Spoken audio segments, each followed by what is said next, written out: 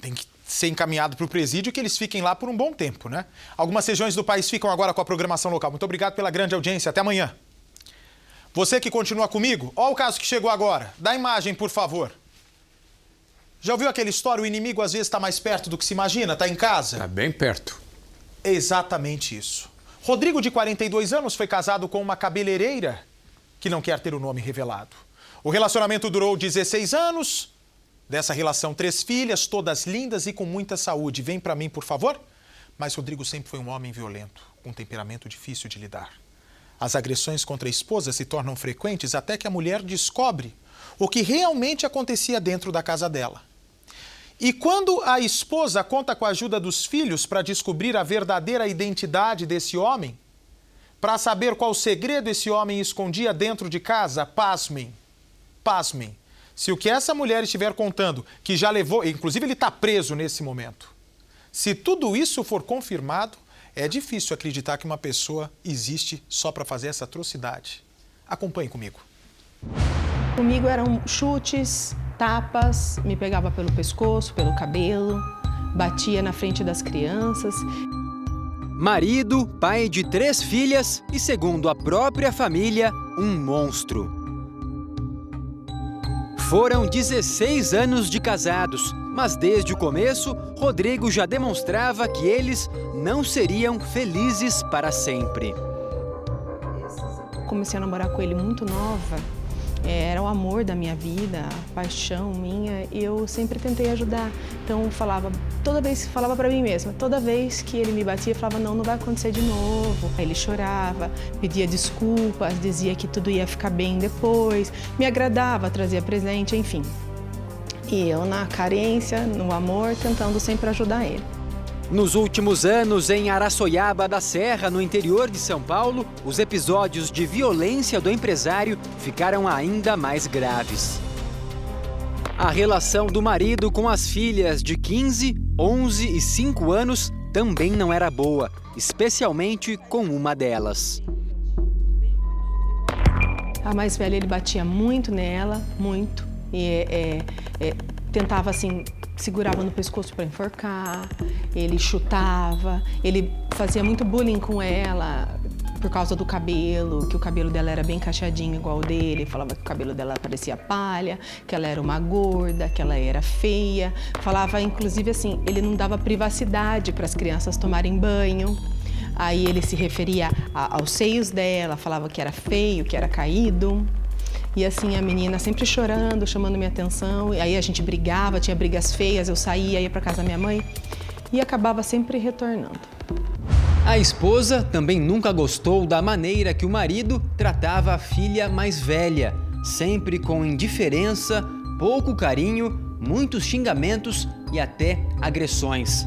E a esposa nunca entendeu o porquê desse tratamento. Com o passar do tempo, que a gente foi entender que essa distância que ele tinha com a mais velha era por conta das coisas que ela sabia a respeito dele, no caso que ela sofreu abuso sexual dele a vida inteira e que ela não me contava. Então ele não queria ter essa proximidade dela, porque ela tinha coisas dele que ela podia falar. Cansada das agressões e de ver a filha sofrendo, a cabeleireira de 37 anos pediu o divórcio. Ainda mais depois de descobrir que também estava sendo traída. A mulher ainda prestou queixa na polícia e conseguiu uma medida protetiva para que Rodrigo não se aproximasse da casa nem do trabalho dela. Mas a separação foi conturbada. Ele veio um dia buscar as crianças aqui em casa, pediu para que eu saísse. Eu saí para levar minha mãe embora, que estava aqui naquele dia, que é perto. E minha filha mais velha me ligou e falou, mãe, corre, volta para casa, que o papai tá quebrando tudo e tá levando um monte de coisa da casa. Ele tá fuçando tudo, ele tá procurando alguma coisa que eu não sei o que ele tá procurando. Jogou todas as coisas fora da gaveta, pegou pouquíssimas coisas, já não tinha quase nada dele aqui, pouquinhas coisas que tinha e quebrou muitas coisas da casa. Aí eu cheguei, já tinha tudo quebrado, aí eu chamei a polícia, levou objetos e as 2 menores. Após o divórcio, a cabeleireira ficou com medo de ser presa por causa de mentiras que o marido contou às autoridades. Ele disse que a mãe maltratava e até batia nas filhas. E a justiça concedeu a guarda provisória das 3 meninas ao pai, segundo a cabeleireira, de forma absurda, pois nem ela nem as filhas foram ouvidas durante o processo.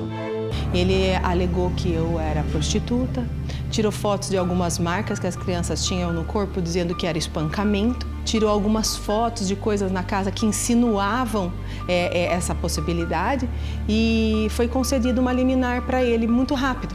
Só que antes disso ele tinha sequestrado as crianças. Ele levou para passear no fim de semana e desligou o celular. Na realidade, ele trocou o número do celular e nunca mais eu consegui falar com ele. Fiquei 3 meses sem ver minhas filhas, sem saber onde elas estavam, sem nenhuma notícia.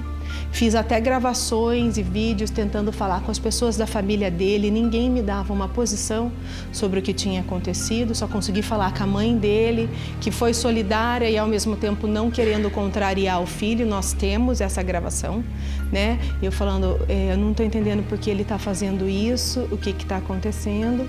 A advogada da cabeleireira conseguiu provar que as acusações eram falsas.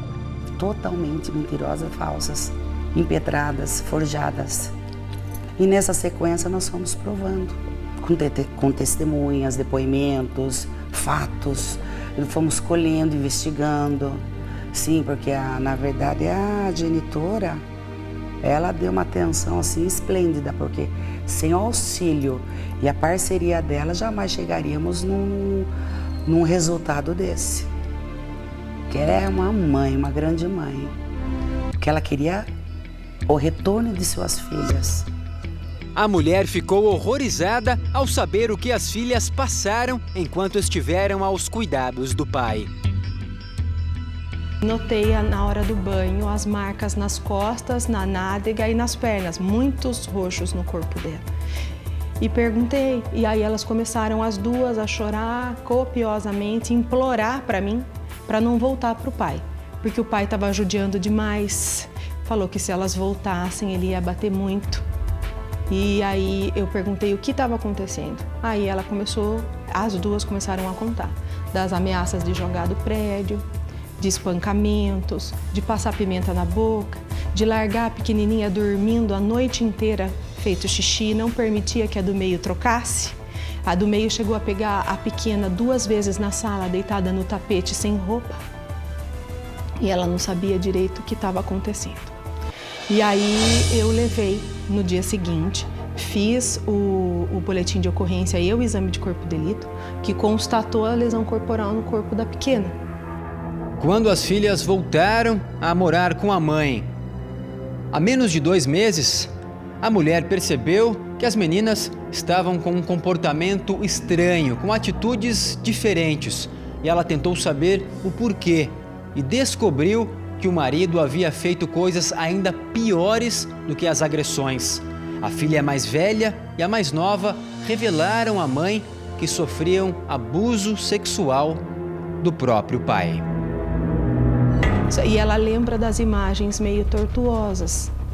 Ela chegou a comentar um dia comigo que ela teve um sonho, ficou muito abalada naquela semana, levei para terapeuta e depois ela me contou que não era sonho aquilo que ela mencionou, que aquilo vinha acontecendo, já fazia muito tempo.